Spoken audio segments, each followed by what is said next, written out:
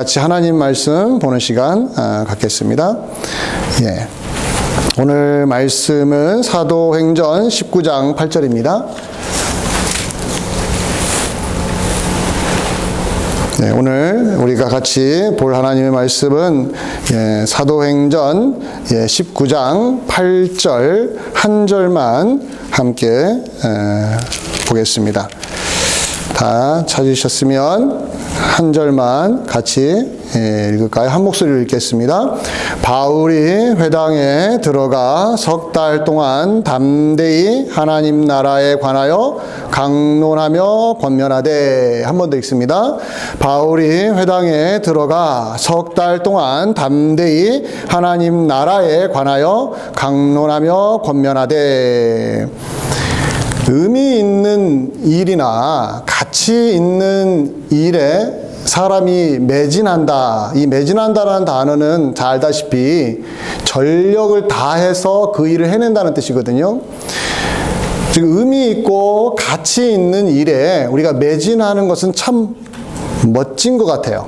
저는 개인적으로도 그렇게 생각하는데, 단순히 내가 좋아하는 일에 매진한다, 이것은 누구나 할 수 있는 일이지만 의미 있는 일, 내가 좋아하냐 좋아하지 않느냐를 떠나서 가치 있고 의미 있는 일에 나의 시간과 물질을 온전히 쏟아낼 수 있는 사람, 그런 사람을 옆에서 보는 것은 어찌 보면 약간의 행복을 느낄 수도 있고, 멋지다, 참 저 사람의 삶이 참 멋있다라는 그런 탄성도 생길 수가 있습니다. 우리는 살면서 매일 그렇지는 않지만 어떤 일에 대해서 매진할 때가 있어요. 전력을 다할 때가 있습니다.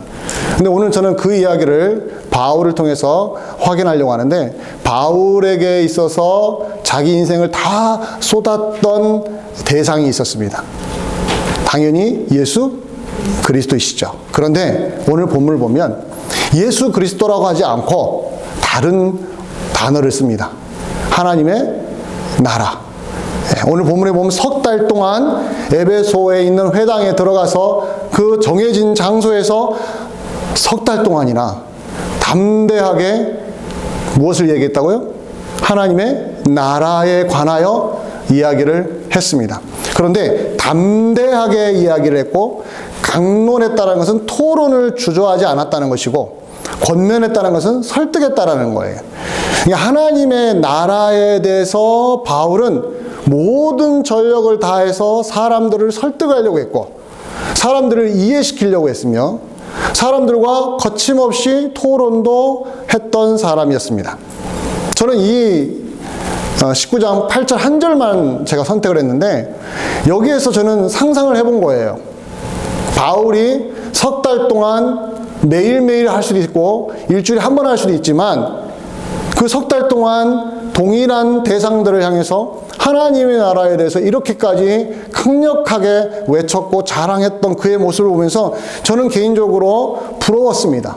부러웠어요. 제가 아까 처음에 어떻게 시작했습니까? 의미 있는 일에, 가치 있는 일에 전력을 다하는 것을 보는 것은 아름답다고 했잖아요. 저는 바울이 하나님의 나라에 대해서 이렇게까지 온 힘을 다 쏟는 것을 보면서 저는 부러웠습니다. 지난 한 주 동안 우리 성도님들은 어디에다가 에너지를 쏟으셨습니까? 하나님의 나라에 우리의 모든 힘을 다 쏟아낸 적이 과연 우리 인생 속에서 몇 번이나 있는가 한번 돌아본다면 우리 스스로를 한번 생각해 볼 수가 있지 않겠습니까? 도대체 하나님의 나라가 무엇이길래 그는 이렇게까지 모든 힘을 다 쏟아낼 수 있었을까를 우리가 사도행전을 통해서 한번 좀 확인을 해볼 텐데, 여러분, 사도행전은 사도들의 행전이라고 알고 있잖아요. 근데 또 어떤 사람들은 성령의 행전이라고 말해요. 근데 오늘 저는 사도행전을 성령 행전이 아니라 또 다른 말로 표현해 보고 싶어요. 바로 하나님의 나라 행전이다. 사도행전 시작할 때부터 마칠 때까지 핵심 주제가 뭐냐면 하나님의 나라였어요. 한번 확인을 해드리겠습니다. 사도행전 1장 3절을 보시면 이렇게 시작합니다. 예수님이 부활하신 후에 40일 동안 사람들에게 나타나셨는데, 제자들에게 나타나셔서 가르치셨는데 이렇게 보고를 하고 있습니다. 사도행전 1장 3절에 보면 40일 동안 그들에게 보이시며 그 다음에 뭐라고 합니까? 하나님의 나라의 일을 말씀하시니라 이렇게 되어 있습니다. 사도행전 1장 3절에. 그리고 사도행전 28장 31절 그럼 맨 마지막 절이에요. 사도행전 맨 마지막 장 마지막 절에도 거기서는 바울이 로마에 가서 가택연금을 당합니다. 집에 있었는데 군인들이 그 사람을 감시하고 감금을 당했어요. 근데 거기에서도 자기를 찾아오는 사람들에게 설교를 했는데 그 내용이 뭐냐면 28장 31절에 보면 하나님의 나라를 전파하며 주 예수 그리스도에 관한 모든 것을 담대하게 거침없이 가르쳤다고 말합니다. 자, 무엇과 무엇을 연결시킵니까? 하나님의 나라와 예수 그리스도를 같이 묶어주고 있어요. 하나님의 나라를 전파하고 예수 그리스도에 관한 이야기를 사람들에게 거침없이 가르쳤고 담대하게 말씀을 전했던 바울의 이 모습. 자, 보세요. 사도행전 1장 3절은 예수님이 가르쳤던 내용이 뭐라고요? 하나님의 나라였고, 바울은 맨 마지막 사도행전 28장에 가서 또 뭐라고 합니까? 무엇을 전파했어요? 하나님의 나라를 전파했죠. 그러면 여러분과 제가 던져야 될 질문이 있어요. 도대체 하나님 나라가 뭡니까? 평소에 어떻게 생각하십니까? 하나님의 나라가 뭐죠? 하나님 나라, 다른 말로 하면 천국이죠. 저는 개인적으로 천국이라는 단어보다는 하나님 나라를 선호합니다. 물론 여러분 중에 성경 지식이 있는 분들은 마태복음을 보면 천국이라고 하고요, 누가복음을 보면 하나님의 나라라고 하는데 똑같은 거죠. 뭐 구태여 왜 천국은 별로 선호하지 않고 하나님의 나라라는 단어를 선호합니까? 라고 하는 이유는 천국이라는 단어가 기독교적인 용어가 안 돼버렸어요. 마태복음에서 하나님의 나라라는 대신에 하늘나라, 킹덤 오브 헤븐이라고 했는, 헤븐이라는 단어를 쓴 이유는 유대인들은 하나님이라는 단어를 입에 올리기를 두려워했기 때문에 하나님 단어 대신에 하늘이라는 단어를 쓴 것뿐이에요. 그러나 오늘날 우리 이 시대에 특별히 한국 사람들은 천당이라는 단어를 너무 많이 알고 있고 천국이라는 단어를 누가 쓰고 있습니까? 교회 다니는 사람만 쓰지 않습니다.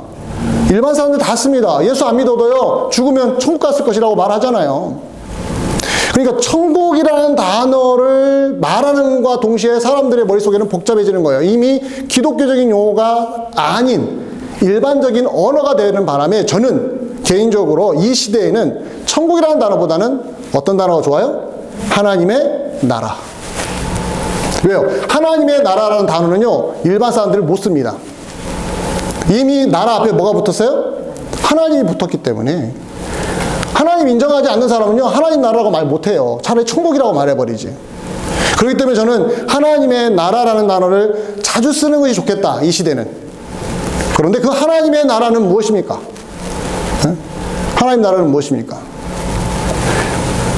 하도 요즘 천국이라는 단어가 이제 많이 쓰인다고 했는데, 왜 이 천국이라는 단어가 사람들에게 어필이 되냐면, 자, 천국 딱 개념을 하면은 뭐가 떠오르죠? 죽어서 가는 곳이라고 떠오르잖아요. 그럼 하나님 나라도 어떻게 해야 돼요? 죽어서 가는 곳이라고 생각을 합니다. 맞습니까? 하나님 나라가 죽어서 가는 겁니까? 맞죠, 그 말도. 네, 죽어서 가는 것도 맞아요. 그런데 성경을 보면 그 하나님 나라가 죽어서 가는 천국이라고 말하지 않고 여기에 있는 하나님의 나라를 정말로 엄청나게 강조를 해요. 그렇기 때문에 여러분과 제가 하나님 나라가 무엇입니까? 라고 했을 때 가장 먼저 정리해야 될 게 뭐냐면, 내가 죽으면 가는 천국이 아니라 바로 여기에서 체험할 수 있는 하나님의 나라가 있다라는 것을 확인을 하셔야 돼요. 그렇기 때문에 다시 한번 여러분들이 물어봅니다. 하나님 나라 무엇입니까? 라고 한다면은 출발점이 어디라고요? 여기에서 체험할 수 있다. 그렇기 때문에 여러분과 제가 오늘, 저는 이 하나님의 나라가 여기에 있는데 그러면 이 하나님 나라를 어떻게 우리가 받아들이고 이해할 것인가에 있어서 세 가지 매우 중요한 컨셉, 지식이 있습니다. 이 세 가지를 여러분들이 마음속에 새기셔야 하나님 나라 하면 이런 거구나라고 대답을 할 수가 있습니다. 자, 첫 번째로 하나님의 나라가 무엇이냐 했을 때 이 부분을 반드시 확인하셔야 돼요. 하나님 나라의 영역입니다. 영역. 여러분들 동물의 세계 보면 힘 있는 동물들이 뭐라고 합니까? 무슨 표시를 한다겠죠? 영역 표시한다고 하죠. 영역 표시. 영역을 표시하는 이유는 뭡니까? 다른 동물들이 접근하지 못하게 자기 영역을 만드는 거죠. 하나님의 나라에도 영역이 있어요. 하나님이 표시해 준 영역이 있습니다. 그 하나님의 나라의 영역을 우리가 반드시 확인해야 돼요. 성경을 통해서. 이 하나님 나라의 영역은 이렇게 표현할 수 있어요. 하나님 나라가 어디에 있는가? 하나님 나라가 어디에 있는가? 누군가가 여러분 중에게 물어봅니다. 하나님 나라가 어디에 있어요? 그럼 여러분 뭐라고 대답하시겠습니까? 막 성경 속에 성경이 했던 말, 예수님이 하셨던 말 막 떠올릴 거 아니겠습니까? 자, 어디서부터 출발하냐면 창세기 1장부터 출발하셔야 돼요. 하나님 나라가 어디에 있습니까? 하면 반드시 가야 될 곳이 어디냐면 창세기 1장 1절입니다. 자, 창세기 1장 1절. 다 아시죠? 어떻게 시작합니까? 태초에 하나님이 무엇을 만드셨다고요? 천지를 창조하셨다고. 하나님의 나라가 어디 있습니까? 했을 때 여러분과 제가 출발점을 어디서 삼아야 되면 태초에 하나님이 하늘과 땅을 만드셨다고요. 창조하셨다고요. 즉 하나님이 만드신 하늘과 땅이 어디에 있습니까? 지금 여기가 하늘과 땅 아니겠습니까?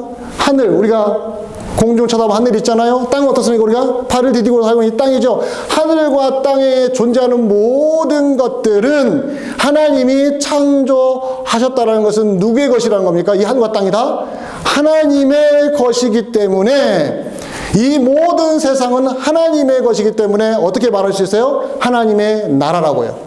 자, 그렇다면 하나님 나라가 어디 있습니까? 라고 한다면 우리 어떻게 대답해야 돼요? 하늘과 땅 전체가 다 누구 나라라고요? 하나님의 나라라고 담대하게 말할 수 있어야 합니다. 그렇기 때문에 제가 창세기 1장 1절부터 시작하라는 거예요. 다른 답들을 많이 알고 계시겠죠? 그러나 그 모든 답들의 출발점은 어디냐면 하늘과 땅을 하나님이 만드셨다라는 확신이 있는 사람에게는 이 세상 전체가, 이 온 우주가 다 하나님의 것이다. 하나님의 나라다라는 분명한 확신이 우리에게 있어야 되죠. 그래서 시편 8편 1절을 보면 이렇게 고백을 했던 거예요. 시편 8편 1절 한 목소리로 같이 한번 우리의 신앙 고백으로 한번 같이 읽어보겠습니다. 시작. 여호와 우리 주여, 주의 이름이 온 땅에 어찌 그리 아름다운지요, 주의 영광이 하늘을 덮었나이다. 여기 보면 온 땅이란 땅과 하늘이라는 게 나오죠. 땅과 하늘은 우리가 눈으로 보는 곳을 말하는 겁니다. 하나님이 만드신 하늘과 하나님이 만드신 땅 전체를 보니 하나님의 흔적이 보인다라는 거예요. 그렇기 때문에 뭐라고 고백합니까? 어찌 이렇게 아름다울까? 누구의 이름이 있으니까요? 하나님의 이름이 하늘에 땅에 새겨져 있는 것을 믿음으로 고백한 거예요. 그래서 여호와 우리 주여, 주의 이름이 온 땅에 어찌 그리 아름답습니까? 라고 고백을 한 것이죠. 여기에서 벌써 신앙 고백의 출발점이 어디 있습니까? 이 세상 전체가 누구의 것이라고요? 하나님의 것이라고. 하나님의 나라라고. 또한 시편 8편 3절에도 이렇게 말합니다. 시편 8편 3절 함께 또 읽어봅니다. 주의 손가락으로 만드신 주의 하늘과 주께서 베풀어 두신 달과 별들을 내가 보니. 찬송도 있잖아요. 찬양도 있잖아요. 주의 손가락으로 만드신 주의 하늘이라고 하잖아요. 그리고 주께서 베풀어 주신 하늘에 뭐가 있어요? 달과 별과 해가 있지 않습니까? 그 모든 것들이 바로 하나님이 만드신 창조물들이죠. 이걸 보면서 신앙 고백한 겁니다. 바로 이것이 다 하나님의 것입니다. 하나님의 나라입니다. 지금 우리는 여기에 살고 있는데 내가 미국 땅에 살고 있든 한국 땅에 살고 있든 어디에 있든 우리는 하나님 나라 안에 지금 사는 사람들이라는 것을 확인을 해야 하는 것이죠. 자, 그리고 요한계시록 맨 마지막 장으로 가보면 21장에 보면 22장까지인데 21장에 보면 1절에 이런 말씀으로 결론을 내리고 있어요. 한번 보시면 또 내가 그 다음에 뭐가 나옵니까? 새 하늘과 새 땅을 말하죠. 시편 8편 3절에서는 하나님이 만드신 하늘과 땅을 내가 본다고 했는데 요한계시록 21장 1절에서는 내가 새 하늘과 새 땅을 보고 있다고 말합니다. 그러면은 시편에 나와 있는 하늘과 땅과 요한계시록이 말하는 새 하늘과 새 땅은 어떻습니까? 어디에 있는 거예요? 둘 다 여기에 있는 거예요. 지금 우리가 살고 있는 이 기존의 하늘과 땅 뿐만 아니라 마지막에 예수님이 재림하실 때 새 하늘과 새 땅이 여기에 또 임한다는 거예요. 그래서 요한계시록 21장 1절에 뭐랍니까? 내가 새 하늘과 새 땅을 보니 그 다음에 뭐라고 하죠? 처음 하늘과 처음 땅이 있어요, 없어요? 없어졌다고 말하죠.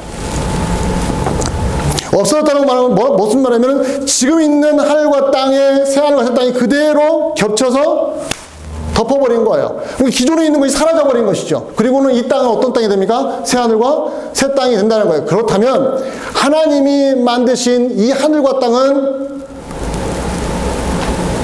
새 하늘과 새 땅이 임하더라도 여전히 누구의 것입니까? 하나님의 것이에요. 여러분과 제가 하나님 나라, 하나님이 통치하시는 나라가 어디 있느냐? 죽어봐야 가는 천국이 아니라 바로 여기에서 하나님의 나라를 확인할 수 있어야 됩니다. 이건 너무너무 중요한 거거든요. 의외로 많은 성도님들이 이 땅은 지옥 같아. 아니요. 아무리 지옥 같다 할지라도 이 땅은 누가 만드셨어요? 하나님이 만드신 세상이에요. 하나님이 이 지상에 살고 있는 모든 사람들에게 주신 하나님의 선물이 이 하늘과 땅인 것이죠. 그러면 우리가 하나님 나라를 어디서 확인할 수 있습니까? 라고 하면 여러분들 나는 아프리카 가면 확인하겠다, 유럽 가면 확인하겠다, 그게 아닙니다. 이 땅에는 수많은 나라가 있지만 그 전체 나라를 통치하시는 분 누구라고요? 하나님이시라고. 이게 바로 기독교 세계관이에요.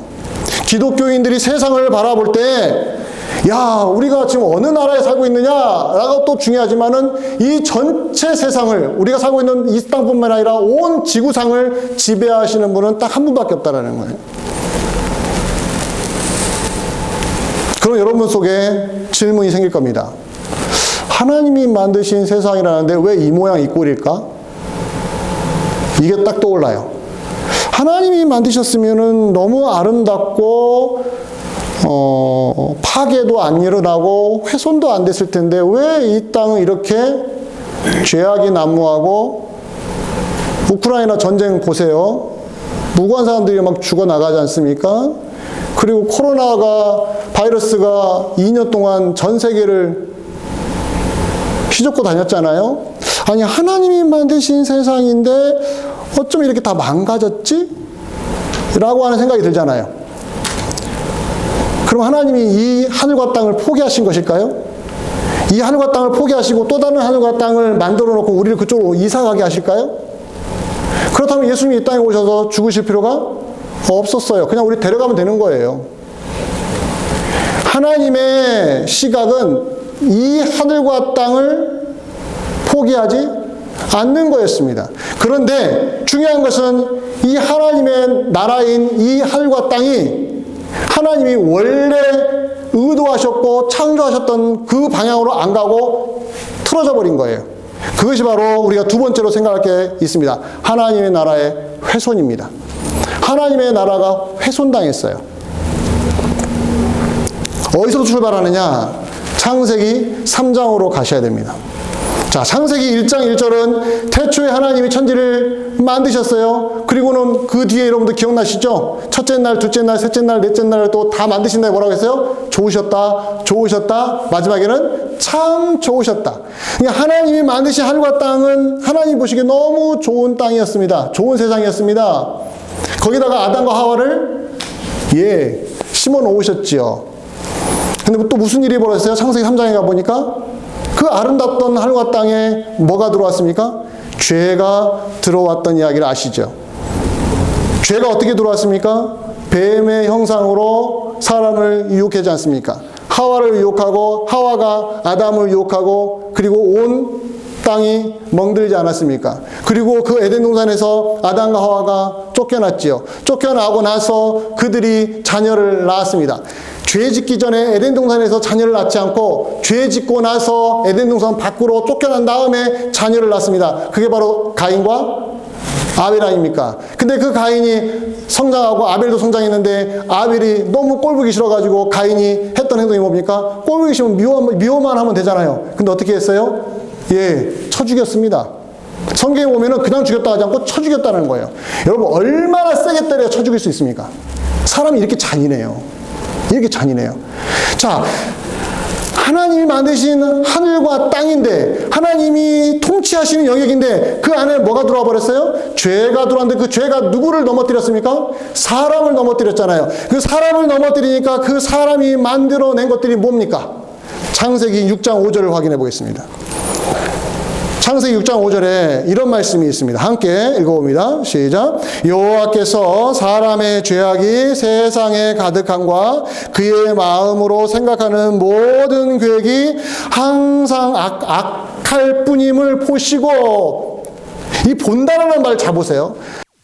아까 뭐라 했습니까? 내가 주의 하늘과 주의 땅을 보니라는 시편 8편의 이야기, 그리고 요한계시록 21장 1절은 뭡니까? 내가 새 하늘과 새 땅을 본다고 했잖아요. 근데 지금 보는 것도 뭘 보는 것이죠? 내가 본 것이 뭡니까? 세상이 다 악한 걸 봤다라는 거예요. 하나님이 만드신 세상인데 죄가 들어와서 그 죄가 사람의 마음을 지배하고 그 사람이 밖으로 쏟아내는 것들이 다 뭐였어요? 악이었어요. 죄악이었어요. 그 죄악을 가장 확실하게 보여주는 사람이 가인이었어요. 그리고 가인의 후손을 쭉 보면 라멕이 뭐라고 합니까? 가인에게는 7배라고 했지만 자기는 77배라고 하면서 난 더 잔인하게 사람들을 죽일 거야 라고 막 호언장담했던 그 내용을 여러분들 아실 겁니다. 그 내용 다음에 창세기 6장 5절에 여호와께서 세상을 보니까 하나님이 의도하신 것은 다 사라져버리고 온통 다 누가 지배하고 있어요? 죄가 지배하고 있는 것을 보셨다는 거예요. 근데 그 죄가 누구를 지배했다고요? 사람을 지배해버렸어요. 그 때문에 하나님의 피조물이고 하나님의 형상으로 지음받은 사람이 죄의 노예, 죄의 지배를 받으면서 하나님이 만들어주신 이 세상의 대표자였던 사람이 하나님의 것을 가장 먼저 망가뜨리기 시작을 한 것입니다. 그것이 바로 지금 이 세상의 모습이에요. 우크라이나 전쟁 보세요. 한 명의 잘못된 야망, 욕망으로 힘이 있다는 이유로 약소국을 21세기예요. 지금 1950년도 아니에요. 이 세상을 하나님이 만드셨는데 왜 이렇게 이 모양 이 꼴로 엉망이 되었느냐? 어디서 찾으셔야 돼요? 하나님이 잘못 만드는 것이 아니라 죄가 누구를 지배했다고요? 사람을 지배했는데 사람이 무엇을 지배해요? 생각을, 마음을 지배하니까 그 마음에서 쏟아져 나오는 것들이 뭡니까? 죄악된 생각밖에 없다라는 거예요. 이것을 예수님께서 너무 잘 아시고 마태복음 15장 11절에서 죄의 지배를 받는 인간의 마음을 이렇게 표현을 하셨습니다. 마태복음 15장 11절에 보시면 이런 말씀이 있어요. 같이 한번 또 읽어봅니다. 입으로 들어가는 것이 사람을 더럽게 하는 것이 아니라 입에서 나오는 그것이 누구를 더럽게 해요? 사람을 더럽게 한다. 여러분 동의하십니까?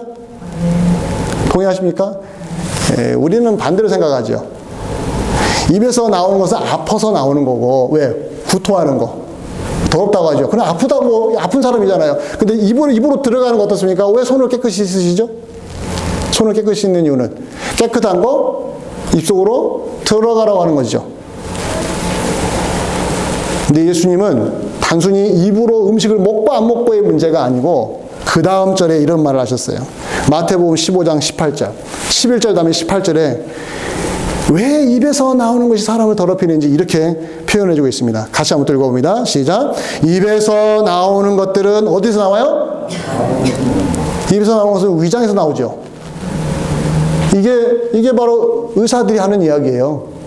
물리적인 용어는, 의학적인 용어는 입에서 나오는 건 무엇에서 나와요? 위장에서 나오는 것이 왜 마음에서 나와요? 입에서 나오는 것은 윗속에 있는 음식물들이 나오는 것이지 왜 마음에서 나오느냐? 이건 몰라도 한참 모르는 소리죠.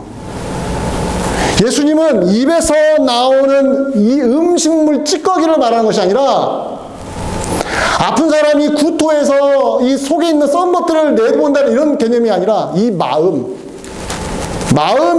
입 밖으로 나온다라는 거예요. 그리고 뭐라고 합니까? 이것이야말로 뭘 더럽게 한다고요? 사람을 더럽게 한다고요. 그럼 그 마음이 어떻게 되었길래 사람을 더럽히죠? 아까 창세기 6장 5절에 있는 것처럼 그 사람의 마음이 다 악해요. 생각하는 것도 다 악해요. 그러니 그 악한 마음에서 나온 언어가 좋은 언어이겠습니까? 온통 다 시기, 질투의 언어 아니겠습니까? 칭찬을 해주더라도 속으로는 어떻게 해요? 상대방을 얕잡으면서 칭찬하는 경우가 얼마나 많습니까? 여러분, 열 길 물속은 알아도 한 길 사람 속은 모른다는 이 용어가 얼마나 성경적입니까? 사람의 마음은 자기 자신 외에는 알 수가 없는 영역이에요. 근데 그 마음을 예수님은 마치 훤히 들여다보듯이 말하는 것입니다. 너희 마음속에서 나오는 것이 너희를 더럽힌다고. 하나님의 나라가 어디에 있다고요? 죽어서 가는 천국입니까? 출발이 어디서 출발해야 된다고요? 창세기 1장 1절이라고요. 하나님이 세상을 만드셨다고요. 하나님이 만드신 세상을 하나님은 포기한 적이 없으시다고요. 하나님의 세상은 하나님이 책임지시고요. 하나님이 통치하시고요. 하나님이 지금도 인도하십니다. 그게 바로 우리가 보는 해와 달과 별이고 지금 우리가 마시고 있는 공기이고 우리가 보고 있는 나무들이고 자연 환경들이고 그 중에 가장 으뜸이 누굽니까? 사람이었어, 사람. 그랬더니 하나님이 자연을 만드시고 나서 맨 마지막에 사람을 만드신 다음에 뭘 맡기셨어요? 하나님 대신에 이 자연을 통치해라, 다스리라 라고 하면서 사람을 세웠잖아요. 그런데 그 죄가 들어와서 자연을 파괴시키지 않고 뭘 먼저 공격했다고요? 사람을 공격했다고요. 근데 사람을 공격하되 사람의 눈, 코, 입을 공격한 것이 아니라 사람의 마음을 공격했습니다. 마음을. 그 죄가 사람의 마음을 엉망으로 만들어버린 거예요. 사람의 마음이 엉망이 되어버리니 부서져 버리고 망가져 버리니 그가 하는 말이 좋은 말이 나올 수가 없고 그가 하는 행동이 좋은 것이 나올 수가 없는 거예요. 그러니까 이기적으로 자연을 파괴하고 이기적으로 화학 무기를 만들고 이기적으로 남의 것을 갈취하고 그래놓고는 어떻습니까? 법을 이용해서 미꾸라지처럼 빠져나가면서 사람들을 획책하지 않습니까? 다 어디서 나오는 거예요? 어디서 나오는 거예요? 마음에서 나오는 거예요. 마음이 고장난 거예요. 사람이. 이걸 어떻게 보셔야 되냐? 아, 사람이 죄인이구나 이렇게 보지 마시고 좀 더 넓게 보셔야 돼요. 하나님 나라가 하나님이 만드신 세상이 누구 때문에 망가졌다고요? 죄가 지배하는 사람 때문에 망가지고 있었다고요. 그런데도 용케 지난 수천 년 동안 지금까지 유지해 올 수 있었던 것은 사람이 뛰어나서 그랬어요? 아니라는 거예요.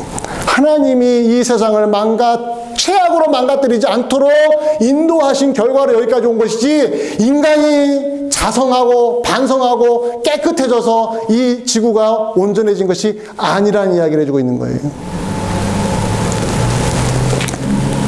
자, 하나님의 나라 다시 한번 정리해 봅니다. 제발 죽어서만 가는 하나님 나라 천국이라고 생각하지 마세요.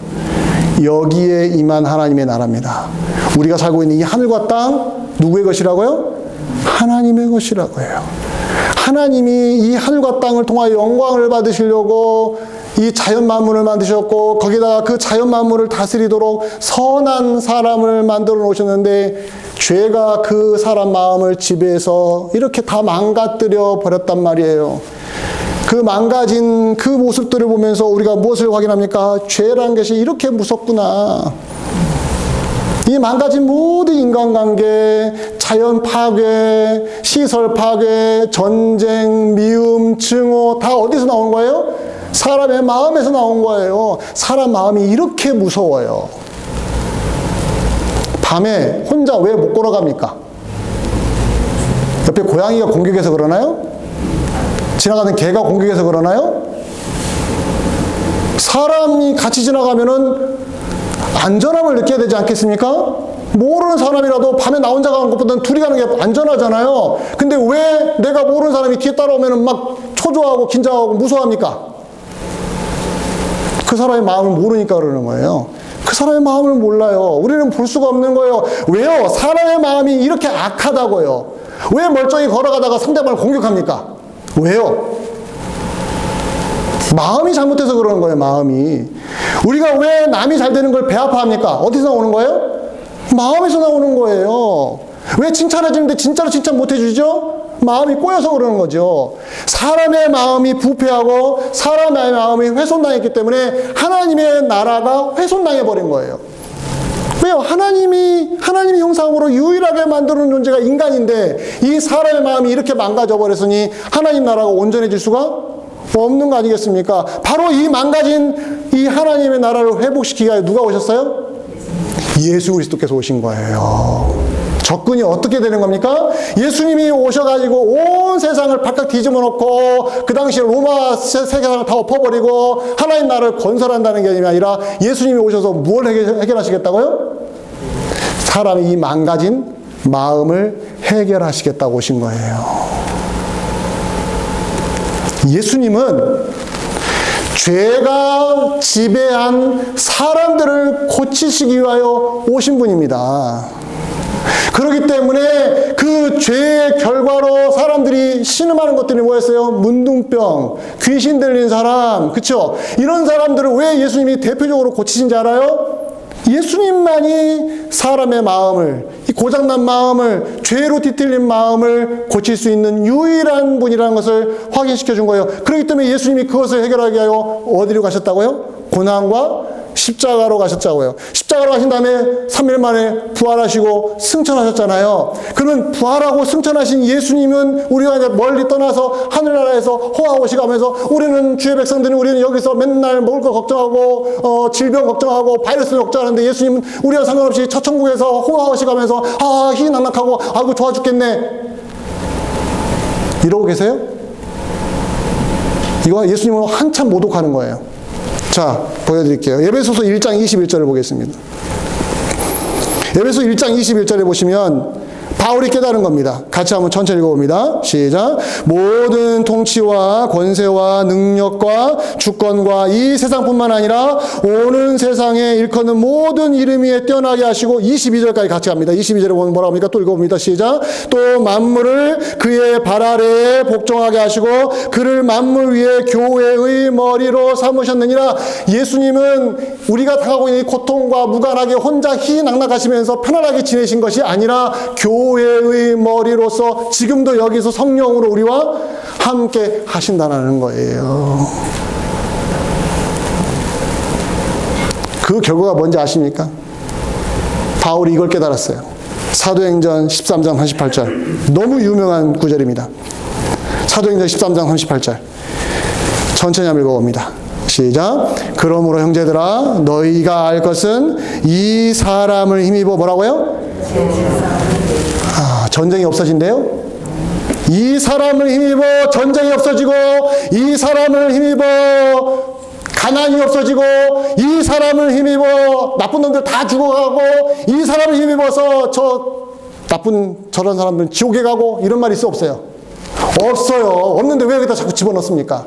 이 사람이 예수를 힘입어서 무엇이 없어진다고요? 죄의 삶, 죄가 용서, 죄가 없어진다. 죄의 용서가 예수 그리스도를 통하여 누구에게요? 너희에게 이르렀다라는 거예요. 이방인 너희에게도 이르렀고, 그렇기 때문에 이것이 쭉쭉 흘러가는 것이 바로 기독교 복음 아닙니까? 바로 그 역할을 감당하는 존재가 누굽니까? 교회라는 거예요, 교회. 그럼 이 땅에 교회가 존재하는 이유는 예수님이 지금도 이 땅에서 통치자로 계시다는 증거이고, 그 교회가 이 세상에서 보여줄 수 있는 유일한 무기는 무엇입니까? 사랑하는 성도 여러분, 죄 용서받은 거예요. 죄 용서받은 것보다 더 귀한 거 없습니다. 교회 다니는 사람들이. 그런데 교회 다니는 사람들이 이 부분에서 망가지는 바람에 죄 용서는 다 받는 건데 뭐 누가 다 받는 건데 뭐 되게 무시하고 있어요. 그리고는 죄 용서 말고 질병도 없고 가난도 없고 힘든 것도 없고 기도하면 다 응답되고. 그러면 교회를 이 땅에 심어놓지 않죠. 새하늘과 새 땅이 이 땅에 임하면 되는 거예요. 예수를 믿어서 좋은 것이 무엇인지를 확인하셔야 됩니다. 예수 믿어서 우리가 기대할 것이 무엇인지를 확인하셔야 돼요. 죄 용서 받은 것을 확인하셔야 돼요. 그 말은 무엇이냐? 이제 죄 용서 받은 자로서 가장 내가 싫어하고 증오하고 멀리해야 될 대상이 뭡니까? 죄라는 이 존재인 거예요. 그래서 죄가 하나님 만드신 하늘과 땅을 망가뜨렸는데 그 망가뜨린 것을 완전히 회복시키기가 예수님이 십자가를 지시고 죽으시고 부활하시고 어때요? 승천하시고 성령으로 우리와 함께 하신데 그 흔적이 누구라고요? 교회라고요. 그럼 교회는 어떤 존재라고요? 죄 사함 받은 존재이기 때문에 이제 교회가 존재하는 곳에서는 뭐와 싸우는 거예요? 죄와 싸우는 사람들이 된다는 거예요. 무엇으로 확인하시겠습니까? 그래서 예수님께서 이런 말씀하셨어요. 마태복음 28장 19절에 그 유명한 구절 확인해 봅니다. 마태복음 28장 19절. 하나님 나라의 도구인 교회를 향하여 이렇게 제자들에게 말씀하셨어요. 28장 19절 같이 읽어봅니다. 시작. 그러므로 너희는 가서 모든 민족을 뭐라고요? 제자로 삼아 아버지와 아들과 성령의 이름으로 세례를 베풀고 좋을 게 하나도 없어 보여요. 우리가 원하는 것은 이게 아니에요. 이게 아니에요. 사실 교회 다니면서 예수 믿으면서 하나님 믿으면서 기도하면서 우리가 원하는 것은 모든 족속으로 제자 삼아서 아버지와 아들과 예수의 성령의 이름으로 세례를 베풀고 이건 너무 귀찮은 거예요. 귀찮은 거. 내가 왜 이런 것 때문에 내가 예수 믿어요. 예수 믿으려면 뭐 때문에 믿어야 돼요? 당장 내게 뭔가 떨어진 게 있어야 될 거 아니겠습니까? 근데 예수님이 죽으시고 부활하시고 승천하시기 직전에 하는 말이 내가 너희를 왜 부른지 알아? 내가 너희에게 죄 용서의 선물을 주기 위해서 그래. 그런데 너만 받을 것이 아니라 그 죄 용서의 선물을 누구도 받으라고요?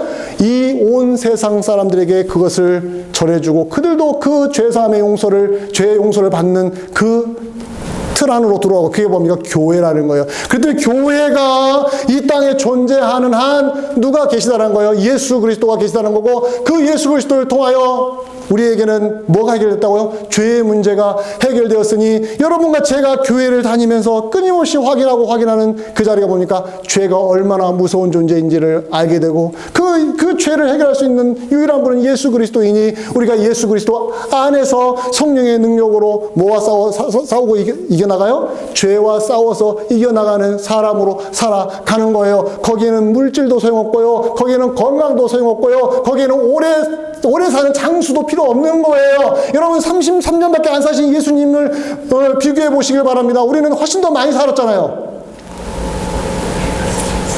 이 땅에서 그냥 무조건 100년 사고 200년 사는 것이 행복이라고 한다면 예수님은 가장 불쌍한 사람이에요. 왜 33년밖에 안 살았을까요?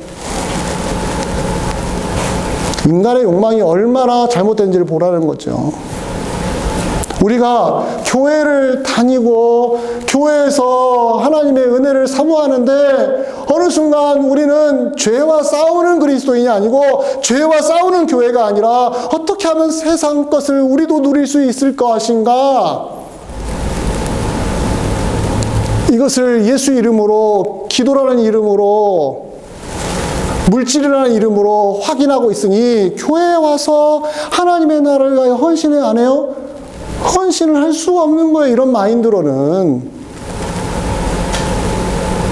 세속화된 마인드로 죄와 싸우지 않는 사람으로 교회 오면요 여러분 헌신할 수가 없어요. 그런 분들이 헌신하면 큰일 납니다. 교회가 난리 납니다. 정말로 죄와 싸우는 신자로서 죄 용서받은 거 하나로 나 할렐루야 나 모든 걸 위해 주님을 위해 살 수 있습니다 라고 하는 분들이 헌신하셔야 교회가 새로워질 수가 있습니다. 진짜 교회가 그래서 대단한 거예요. 말씀을 맺기를 원합니다. 사랑하는 성도 여러분, 하나님의 나라를 어떻게 생각하자고요? 나 죽으면 천국 가. 이거 좀 묻어두시고 여기서 누리십시오. 여기서 하나님 만드신 이 세상을 보십시오. 하나님이 사람을 왜 만드셨는지 보십시오. 근데 이 세상이 죄로 망가졌던 것도 보십시오. 그런데 누가 오셔서요? 예수께서 오셔서 이 죄를 해결하셨으니 그 죄 용서받은 여러분과 제가 여기서 무엇을 누릴 수 있는 거예요? 하나님의 나라를 누릴 수 있는 사람으로. 그렇기 때문에 하나님 나라를 누리는 여러분과 제가 어떻습니까? 용서하고 화해하고 이해하고 인내하고 참아주고 양보하고 오른편방을 치면 어떻게 해요? 왼편방도 돌려주고 오리를 가져가면요 심리도 가지고. 죄와 안 싸우는 그리스도인은 죽어도 못합니다. 이거.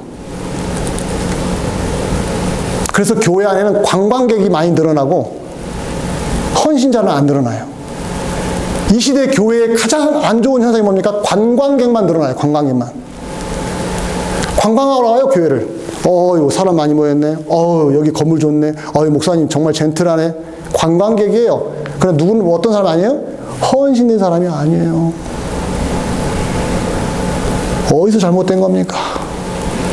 이 교회가 죄 용서받은 사람들의 공동체라는 것을 절대로 잊으면 안 됩니다.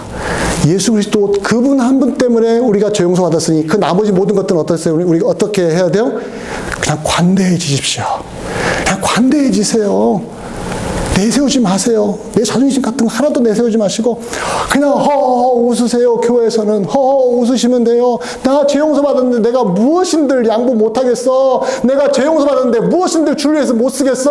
내가 죄 용서 받았는데 무엇을 위해서 주님을 못하겠어. 라는 마음 자세로 허허 웃으면서 넓어지시면 옆에 있는 분들이 어떻게 알아요? 야, 이 사람은 이상한 사람이다. 뭔가 이상한 사람이다. 이거 제대로 은혜 받은 사람이다라는 걸 알아요, 몰라요? 아는 겁니다. 이것이 교회입니다. 이 은혜가 넘치기를 주의 이름으로 간절히 축원드립니다. 네, 기도하겠습니다. 고마우신 아버지 하나님, 하나님 세상이 죄로 망가졌는데 교회까지도 죄로 망가져서 우리가 이게 죄가 만들어낸 열매인지 성령이 만드는 열매인지를 모르고 우리 주 예수 그리스도의 그 놀라우신 은혜로 말미암아 죄 용서받은 우리가 서로 용서하고 서로 이해하고 서로 관대하고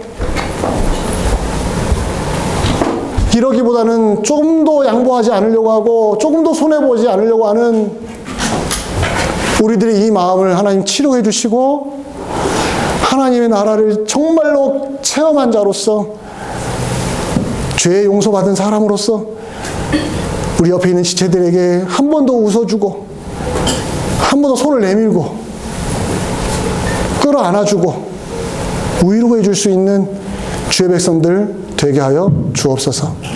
예수 그리스도 이름으로 기도합나이다. 아멘.